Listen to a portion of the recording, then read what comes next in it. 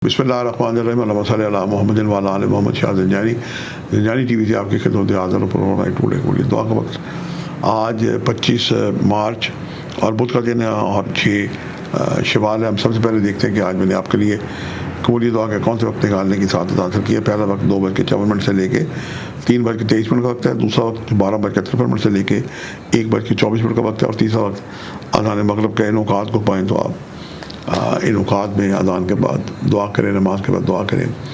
आज सब्ज़ रंग की चीज़ों के सदक़ात देने से बरकत है। उसमें जनाब सब्ज़ियाँ भी आ जाती हैं, दालें भी आ जाती हैं, कपड़े भी आ जाते हैं।